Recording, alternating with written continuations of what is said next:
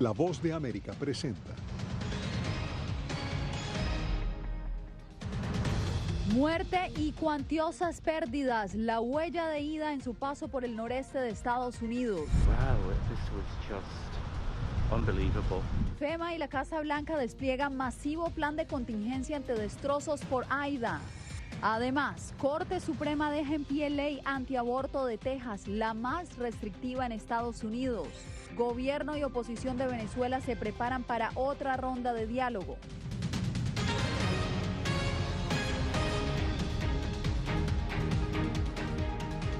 ¿Qué tal? Bienvenidos. Aida dejó su huella de destrucción en varios estados del noreste de Estados Unidos. Mientras crece el número de víctimas mortales y de damnificados, cientos de brigadistas trabajan incansablemente para rescatar a las personas que se encuentran en este momento atrapadas en sus propias viviendas por las inundaciones. Desde Nueva York, uno de los estados que ha sido más afectados, nos acompaña nuestra compañera Laura Sepúlveda.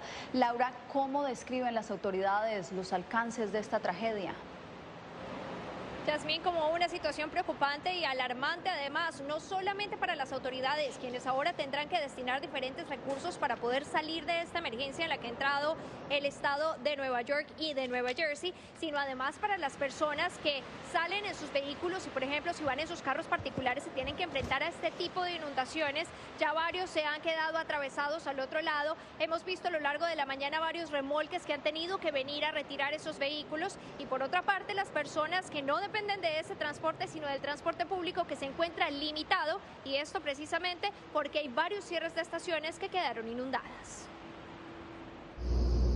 El área de Nueva York se despertó el jueves con un paisaje devastado por las inundaciones que paralizaron gran parte de sus actividades. Las lluvias traídas por las últimas huellas del huracán Aida dejaron un rastro de muerte, causaron extensos daños en varios estados y expusieron nuevamente la vulnerabilidad del planeta al cambio climático.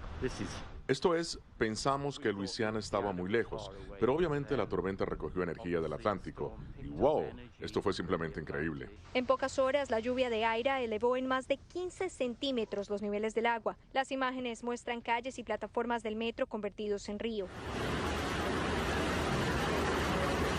Los primeros informes oficiales reportaron más de 20 fallecidos, pero a medida que avanzan las operaciones de rescate, las autoridades temen que la cifra de muertes y damnificados aumente sustancialmente. Un tornado en el sur de Nueva Jersey arrasó un tramo de casas, mientras más de 150,000 hogares en Nueva York, Nueva Jersey y Pensilvania siguen sin electricidad.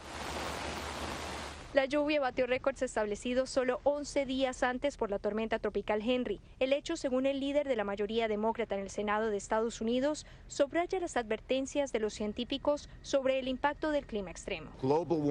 El calentamiento global está aquí. Cuando se registran precipitaciones sin precedentes en solo una semana, no es una coincidencia. El calentamiento global ya llegó y empeorará cada vez más, a menos que hagamos algo al respecto. Se espera que el pronóstico seco y las buenas temperaturas un poco más altas ayuden a evaporar esta agua que ha venido inundando las calles de Nueva York. Dramática situación, Laura, muchas gracias. Y seguimos con Aida, porque con un masivo plan de contingencia respondieron a la tragedia la Agencia de Atención de Desastres FEMA y la Casa Blanca. El presidente Biden se refirió a los destrozos ocasionados por el huracán Aida y a los feroces incendios en California como un recordatorio de las amenazas del cambio climático. Jorge Agobián nos informa.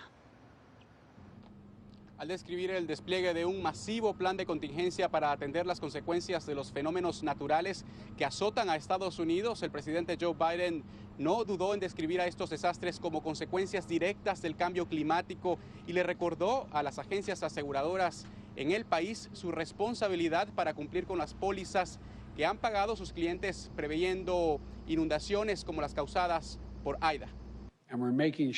Nos estamos asegurando de que la respuesta y la recuperación sean equitativas para que los más afectados obtengan los recursos que necesitan y no se queden atrás. Biden visitará el estado de Luisiana este viernes para inspeccionar los daños causados por Aida en ese territorio. Por otro lado, el presidente también aprobó una declaración de emergencia para el estado de California, que ha experimentado por meses agresivos incendios forestales que han arrasado con al menos 700 viviendas y otros edificios, según los datos oficiales. Aprobé una declaración de emergencia para California por el incendio de Caldor que se está quemando agresivamente en dirección hacia la cuenca del lago Tahoe y hacia Nevada. Y también es uno de los pocos incendios que ha ardido desde un lado de la cordillera de Sierra Nevada hasta el otro. Hasta ahora se han quemado más de 80,000 hectáreas. Biden fue claro al advertir que los desastres de estos fenómenos naturales son recordatorios de la crisis climática que enfrenta el mundo y enfatizó el enfoque de su administración que ha priorizado para hacer frente a estos desafíos. Desde la Casa Blanca, informó Jorge Agobián, de La Voz de América. Devastados quedaron centenares de casas y edificios en el estado de Luisiana tras el paso de Aira. Unos 900,000 residentes continúan sin servicio eléctrico. Las labores de rescate y limpieza se han complicado debido a la falta de electricidad y de combustible. El gobernador de ese estado, John Bell Edwards, dijo que Aira está impactando todos los esfuerzos de recuperación. Entre tanto, las llamas del incendio forestal Caldor continúan incinerando miles de hectáreas y amenazan a la ciudad turística de South Lake Tahoe. La Casa Blanca lo declaró emergencia presidencial. Verónica Villafañe tiene los pormenores. El incendio forestal Caldor ha calcinado 86,000 hectáreas y destruido más de 800 hogares y estructuras comerciales. 4.500 bomberos están tratando de detener el rápido avance de las llamas e impedir que lleguen a la ciudad turística de South Lake Tahoe. Casi 30,000 personas tuvieron que ser evacuadas de esa zona. Los residentes realmente cooperaron. Salieron de la zona sin estorbar o impedir el avance de nuestros bomberos. Kevin Brown, portavoz de CAL FIRE en el Centro de Operaciones del Incendio Caldor, dice que South Lake Tahoe permanecerá bajo evacuación obligatoria. Aún no saben cuándo se podrá levantar la orden. Fuertes vientos, altas temperaturas y maleza seca propulsaron la rápida expansión. Según Brown, cuadrillas especiales están atacando el incendio en múltiples frentes. Pero aún en el campo enfrentando el fuego, los bomberos no son inmunes al alcance del COVID. Una cuadrilla entera dio positivo y está fuera de comisión por 2 semanas. Los 16 individuos fueron puestos en cuarentena como precaución. Brown señala que esta es la segunda temporada que están lidiando con COVID y que el Departamento Forestal y de Protección contra Incendios de California ha establecido protocolos de seguridad para sus bomberos. Se espera una baja de temperatura y disminución de velocidad de los vientos que pueda asistir la labor de los bomberos en los próximos días. El incendio Caldor, que está ardiendo hace más de 2 semanas y que recibió una declaración de emergencia presidencial, tiene un 25% de contención. Verónica Villafañe, Voz de América, Los Ángeles. Entró en vigencia en Texas una de las leyes antiaborto más restrictivas de Estados Unidos. En una controversial acción judicial, la Corte Suprema dejó en pie la norma que prohíbe el aborto a partir de la 6ª semana de gestación. Para explicarnos, Arnaldo Rojas está con nosotros desde Houston.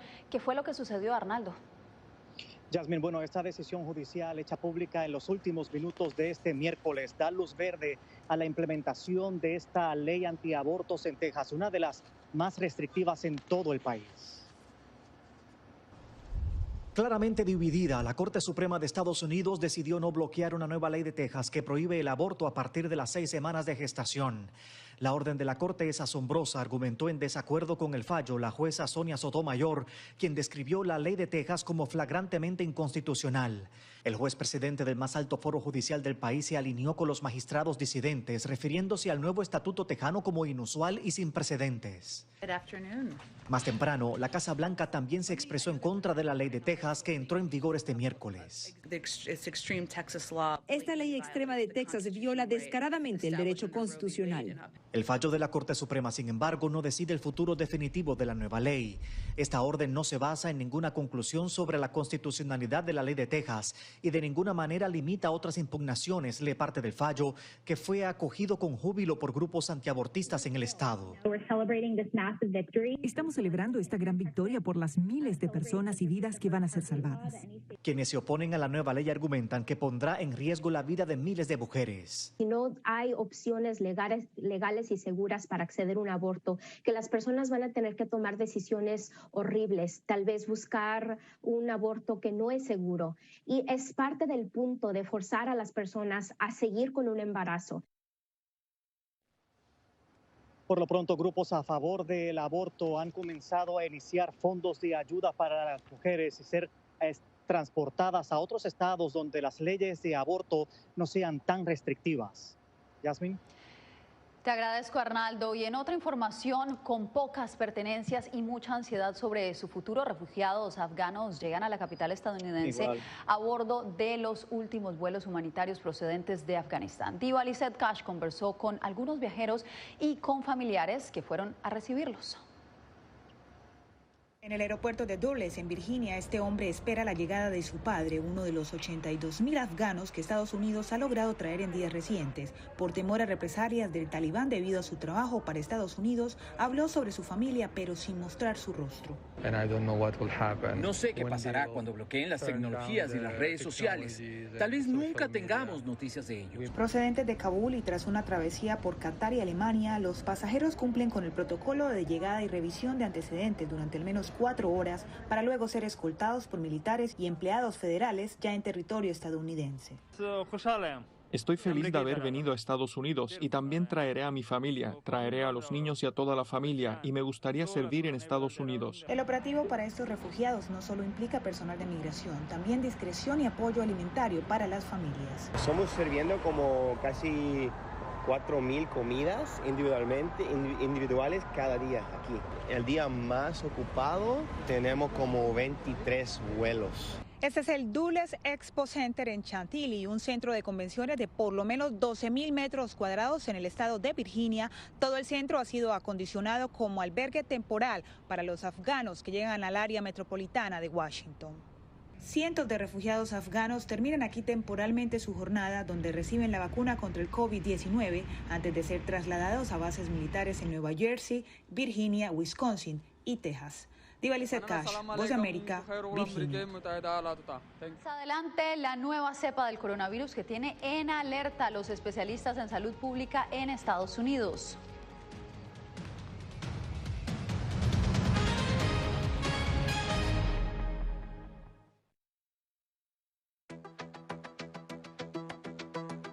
En momentos de crisis políticas y sociales, algunos gobiernos autoritarios recurren al bloqueo del acceso a Internet como herramienta para detener la información que entra o sale de su país. No obstante, existen algunas alternativas que te ayudarán a continuar conectado a la red a pesar de la censura oficial. Una de las más efectivas es el VPN o red virtual privada por sus siglas en inglés. La VPN pretende simular que la persona está en otro lugar del mundo y no en el país que esté restringiendo el acceso a Internet, de manera que es incapaz de detectar esa conexión interna y así se puede utilizar Internet con normalidad.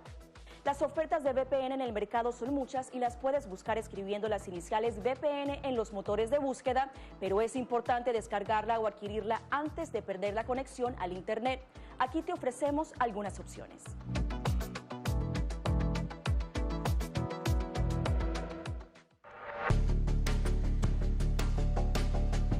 Durante el brote del COVID-19, los estafadores pueden tratar de aprovecharse de personas vulnerables a través de diversos métodos que van cambiando con frecuencia. Es posible que lo contacten por teléfono, correo electrónico, mensajes de texto, correo postal o redes sociales. Ten cuidado con ofertas de kits de supuestas pruebas caseras, curas milagrosas o pruebas inmediatamente accesibles. Response Act has made coronavirus testing more accessible immediately. Tras un desastre, organizaciones caritativas falsas aparecen afirmando que tienen vínculos con otras reales. Siempre verifica que la organización sea legítima. Alguien que asegura que trabaja en el gobierno puede pedirte tu información personal o intentar cobrarte cuotas falsas para así ingresar tu cheque de estímulo.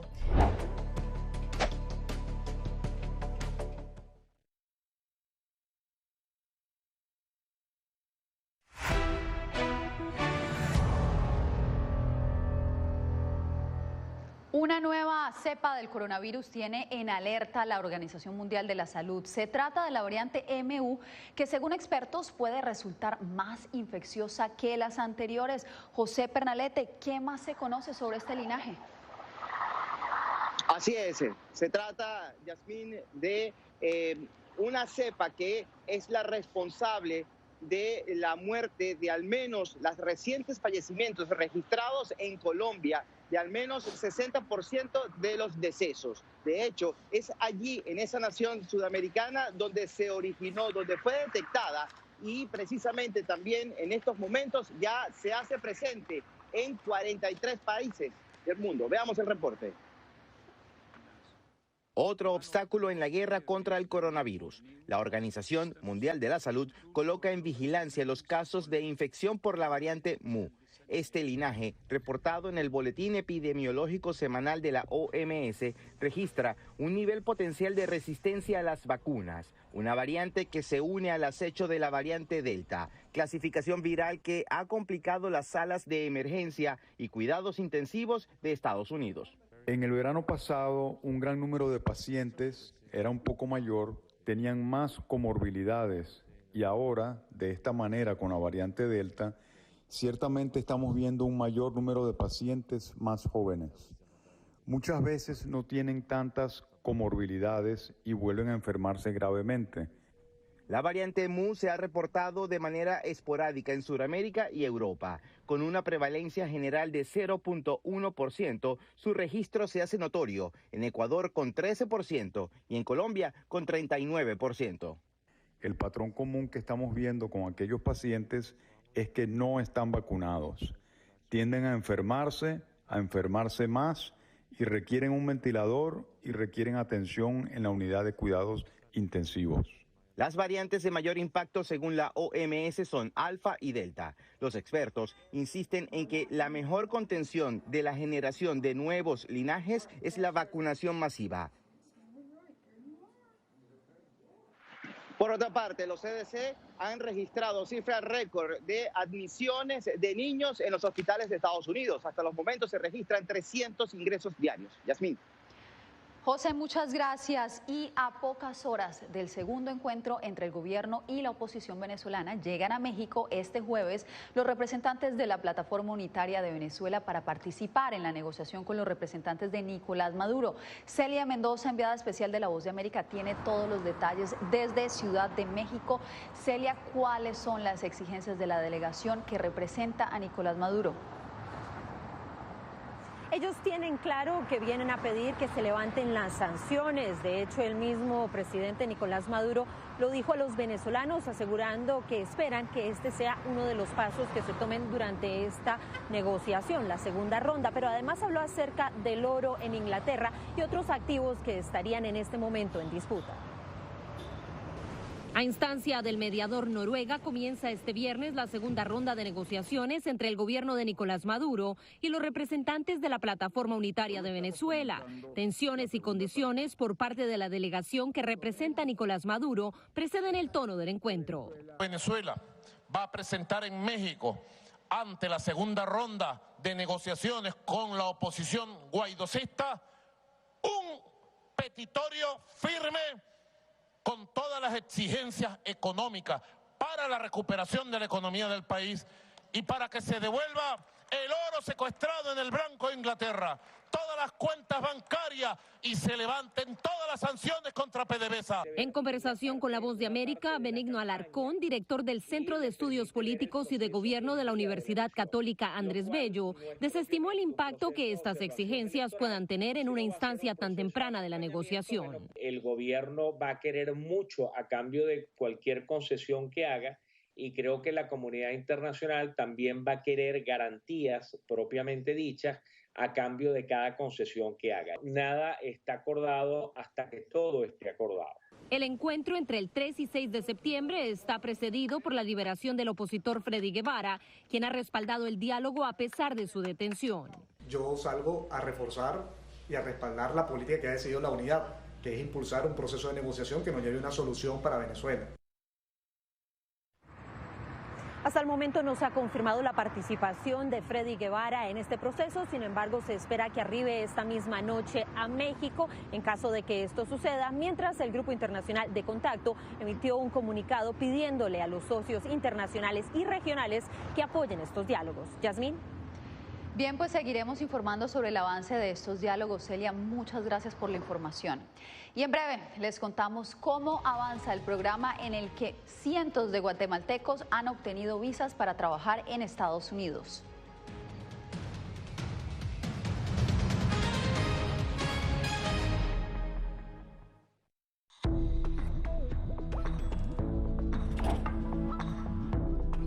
Cuando ellos me traen un tema un poco delicado o fuerte, yo siempre les pregunto primero, ay, ¿y dónde oíste eso? ¿Quién te lo comentó? ¿Y qué te han comentado? Pues corrijo si han escuchado algo que no está correcto, no está bien, y les aclaro, pero lo mínimo necesario para su edad. Enfócate en que tu hijo se sienta seguro y no le ofrezcas más detalles de los que pida. Si ellos preguntan, nosotros siempre les hemos respondido con la verdad, pero a su edad. Finalmente, di cosas específicas que tu hijo pueda hacer para que sienta que tiene el control. Por ejemplo, enséñale que lavarse las manos con frecuencia lo puede ayudar a mantenerse sano.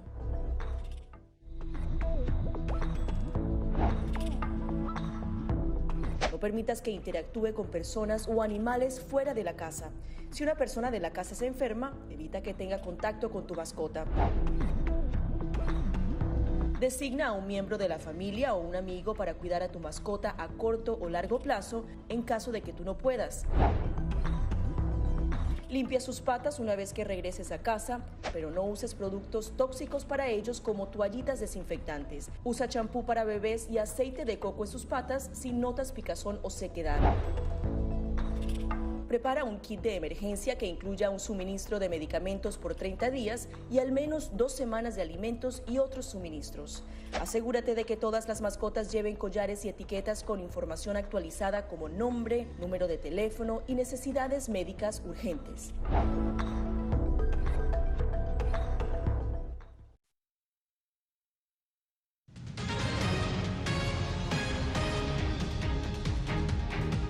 Hasta la Corte Suprema de Justicia llegaron defensores de derechos humanos de Nicaragua para pedir la revocatoria de la naturalización que el mandatario Daniel Ortega le concedió al expresidente salvadoreño Salvador Sánchez Serén. Donaldo Hernández nos informa. El jurista José Antonio López, integrante del Movimiento Defensores del Pueblo, interpuso ante la Corte Suprema de Justicia de Nicaragua un recurso de amparo contra la reciente naturalización del expresidente de El Salvador, Salvador Sánchez Serén. Dice la Ley de Justicia Constitucional que los recursos tienen lugar, ¿verdad?, contra cualquier acto que viole derechos y garantías constitucionales, y nosotros le estamos citando que el director de Migración y Extranjería viola la Constitución política. López argumenta que Juan Emilio Rivas, director de Migración, autorizó la naturalización del exmandatario sin que cumpliera los requisitos que contempla la Constitución y los tratados internacionales. No puede dársele ni asilo ni ningún tipo de recurso a aquellas personas que están siendo señaladas por robo o peculado.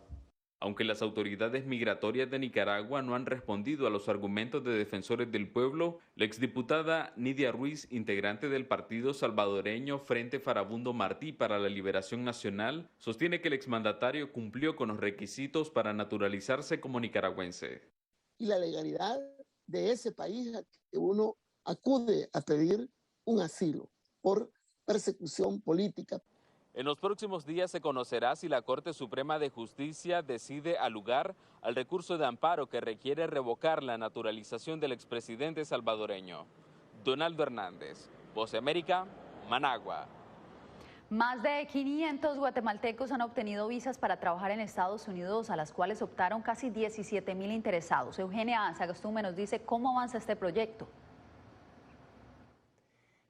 Los gobiernos de los Estados Unidos y Guatemala trabajan en estrecha colaboración para brindar a los guatemaltecos vías legales para trabajar en los Estados Unidos a través del programa de visas H2. Ese es el ofrecimiento hecho por Estados Unidos como una alternativa para no viajar de forma irregular y optar por vías legales. Actualmente hay 519 guatemaltecos participantes en ese programa. Distintas áreas laborales, como lo eran pilotos, jardineros, electricistas, albañilería o construcción. Pero la cantidad de guatemaltecos que busca una oportunidad laboral es mucho mayor. Para la convocatoria de Estados Unidos tuvimos casi 17,000 personas que aplicaron. Algo que para la analista Úrsula Roldán debe ampliarse y sobre todo enfocarse en las causas estructurales de la migración. Deben de agilizarse los programas desde el Ministerio de Trabajo. Por otro lado, son insuficientes dadas las crisis y por eso hablamos de que hay que atacar las causas estructurales de la migración. El Ministerio de Trabajo explica que el proceso de selección se hace de acuerdo a los requerimientos de los empleadores, por lo cual no todos son aptos para las plazas. Es la Embajada de Estados Unidos la que al final decide si aprueba o no aprueba las visas de trabajo. La funcionaria asegura que se esfuerzan para ofrecer más espacios laborales a los guatemaltecos. Eugenia Sagastume, Voz de América, Guatemala. Quédese porque al volver... Yo tenía miedo porque él tenía un cuchillo en la mano. El relato de una de las recientes víctimas de violencia doméstica en Honduras.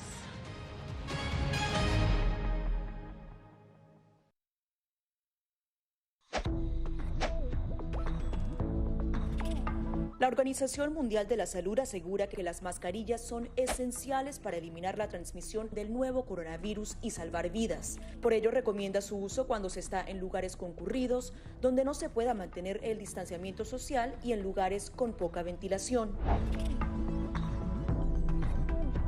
Cuando se habla de mascarillas para protegerse del COVID-19, se refieren generalmente a la mascarilla quirúrgica, el respirador N95 o las de tela.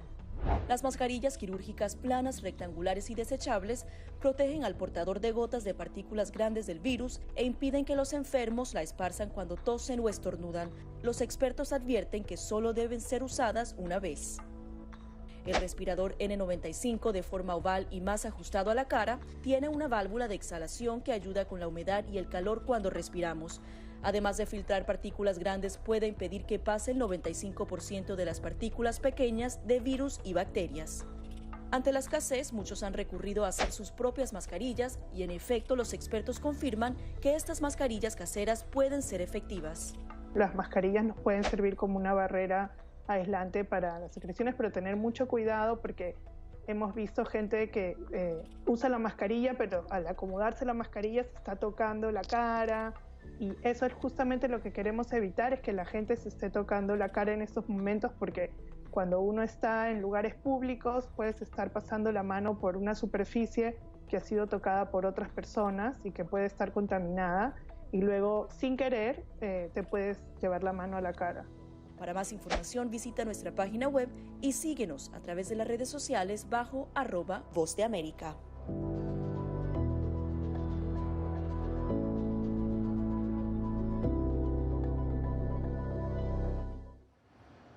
Aumentan las denuncias de violencia contra la mujer en Honduras. Óscar Ortiz nos trae el reporte. Más de 54,000 llamadas por violencia doméstica y maltrato familiar contra las mujeres se contabilizan en Honduras a través del sistema de emergencias 911. De enero a la fecha, y de este total, 25,000 corresponden a violencia doméstica, 29,000 a maltrato familiar y más de 1,000 por violencia sexual, reflejando una emergencia nacional sin respuesta oficial. Y precisamente uno de esos casos es el de Alejandra, nombre con el que identificamos a nuestra entrevistada para proteger su identidad. Y siempre llegaba a hacerme violencia doméstica. Entonces yo lo fui a denunciar. Yo tenía miedo porque él tenía un cuchillo en la mano. De la ira que tenía, él me quedaba viendo a mí y quedaba viendo el cuchillo. Y dije yo, ay, Dios mío, me va a matar este hombre. Las autoridades filtran las denuncias y terminan procesando solamente una fracción. Dinora Gómez, vocera de la Unidad Especial de la Mujer del Ministerio Público, señaló que los casos por violencia contra las mujeres investigados por ese despacho superan los 4,000 en lo que va del 2021. El Ministerio Público se rige pues a través de lo que tipifica el Código Penal en el artículo 208, lo que estima, ¿verdad?, que es un femicidio. Entonces por eso, ¿verdad?, la estadística que se maneja actualmente solamente son 6 durante este año que están en investigación. Otras organizaciones como Calidad de Vida asegura que reciben alrededor de 95 solicitudes de protección y más de la mitad solicitan refugio en otros países bajo mecanismos de protección internacional. Oscar Ortiz, Voz de América, Honduras. Bien, eso es todo por hoy. Mañana nos vemos con más información aquí en El Mundo al Día. Les informó Yasmín López.